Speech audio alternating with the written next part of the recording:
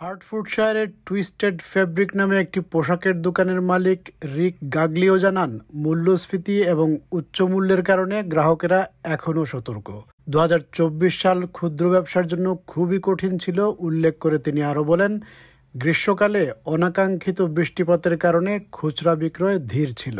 We're starting to see, in the winter, and we've had a change of government, budgets have changed, and it's got tougher and tougher, and we just want to hear more good news, not bad news. We just want, and I feel the customers want the same.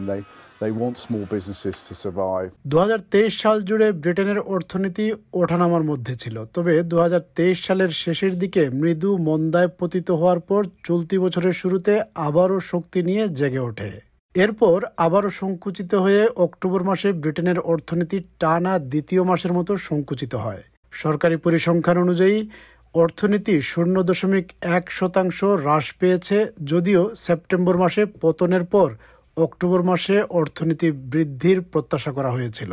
অর্থনীতির মাসিক হিসাবে ওঠানামা করা স্বাভাবিক, তাই অর্থনীতিবিদেরা অর্থনীতির ত্রৈমাসিক হিসাবকে গুরুত্ব দেন।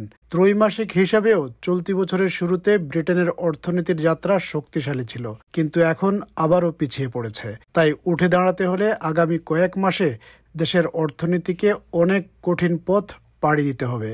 There is a budget coming in October, and it's going to be painful.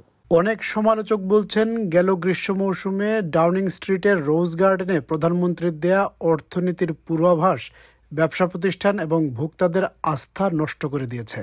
Chancellor Rachel Reeves অর্থনীতির সর্বশেষ পরিসংখ্যানকে হতাশাজনক হিসেবে বর্ণনা করে বলেছেন, দীর্ঘমেয়াদী অর্থনৈতিক প্রবৃদ্ধি নিশ্চিত করতে নীতিমালা প্রণয়ন করা হয়েছে। The numbers on GDP are disappointing, but it's not possible to turn around more than a decade of poor economic growth and stagnant living standards in just a few months. This government are getting on with the job in improving economic growth and driving up living standards. Corona মহামারীর পর conservative সরকারের অধীনে অর্থনৈতিক প্রবৃদ্ধি অনেকটা স্থির হয়েছিল। Shadow chancellor mail stride বলেন, অর্থনৈতিক প্রবৃদ্ধির পতন চ্যান্সেলরের সিদ্ধান্তের গভীর প্রভাব। What this shows is that this government's constant talking down of the UK economy is coming through in these numbers. Now, of course, we've had a budget. We're going to be seeing higher taxes, higher inflation, higher interest rates, downward pressure on wages and higher unemployment. And so it's no surprise that businesses right up and down the country are now sounding the alarm. অর্থনীতির আকাশে কালো মেঘ সত্ত্বেও আগামী বছরের শুরুতে অর্থনৈতিক প্রবৃদ্ধি বাড়বে বলেই পূর্বাভাস দেয়া হচ্ছে। অফিস ফর ন্যাশনাল স্ট্যাটিস্টিক্স থেকে শুক্রবার প্রকাশিত উপাত্ত কেন্দ্রীয় ব্যাংকের সুদের হার আগামী সপ্তাহে আরও এক দফা কমানোর সম্ভাবনা বাড়িয়েছে।